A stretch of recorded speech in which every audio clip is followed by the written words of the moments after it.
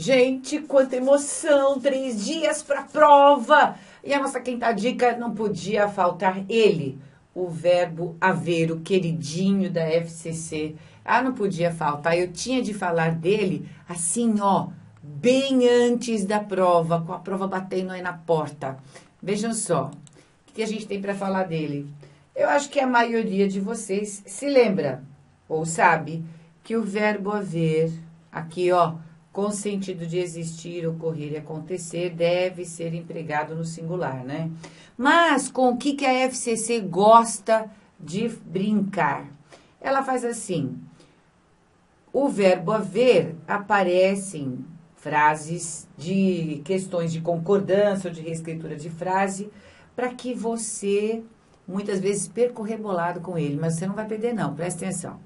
Ele fica no singular, sim, com o sentido de existir, ocorrer e acontecer. Sim, quando ele for o verbo da oração ou quando ele for o verbo principal da locução. A professora escreveu oração aqui. Mas olha lá, ó. Quando ele for o verbo principal da locução verbal. Observe os exemplos.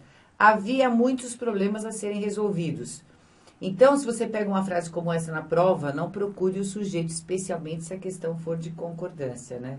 Porque a primeira coisa que a pessoa faz é procurar sujeito. Não procura, porque quem procura, acha. Você encontrou o verbo haver numa frase, troque pelo existir. Vejam aí.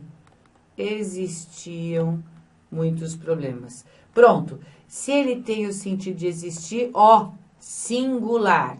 Existiam muitos problemas? Perfeito. Se o examinador colocar o verbo existir, procure o sujeito.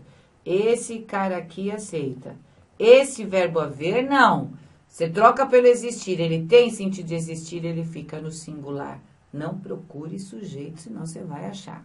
Se na locução verbal, como neste exemplo, ele for o verbo principal e ele tiver o sentido de existir, observem aí, podem existir muitos problemas a serem resolvidos. Ele vai ficar, de novo, impessoal e, portanto, toda a locução ficará no singular. Portanto, pode haver muitos problemas ou podem existir muitos problemas, certo? Então, a questão é essa.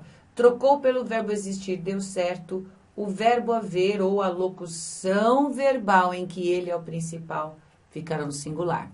Agora, atenção para isso aqui. Os problemas pessoais haviam destruído sua carreira. Aqui o verbo haver vai para o plural.